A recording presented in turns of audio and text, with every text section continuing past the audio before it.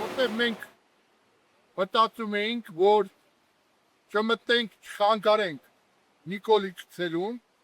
կա ձևավորված ընդդիմություն, այդ ընդդիմությունը պետք է իր գործողությունը անի եւ մի ավել կուսակցություն կամ մի ավել շարժու մասնակցությունը դա էլի պառակտում կա։ Ապացույց մեզ է 15 օրվա մեջ, որ կներեք Հայաստանում իշխանափոխություն չի կարող լինել։ Իմ սուբյեկտիվ կարծիքն է, որ իշխանափոխություն չի կարող լինել, քանի որ 35 տարի մի երկ են երբ, մի երկ, ոնց անենք սոցիալիստական իշխանությունը տապալենք, յուրաքանչյուրը, թե առաջին նախագահ,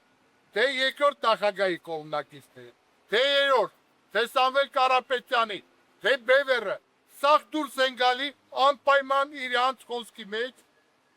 կպտում են սոցիալիստական իշխանության, կպտում են սովետական միության, անպայման, պարտադիր, մոռանալով, որ սովետական իշխանության ժամանակ, սոցիալիզմի ժամանակ մենք կառուցեցինք Երևան քաղաք։ Մենք 700,000-անոց Հայաստանից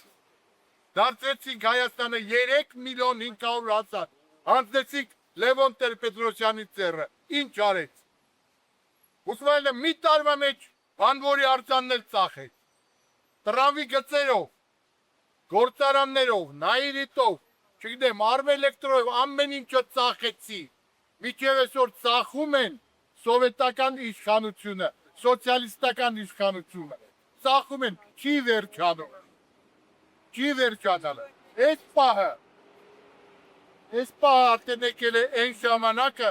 երբ որ մենք հատ-հատ,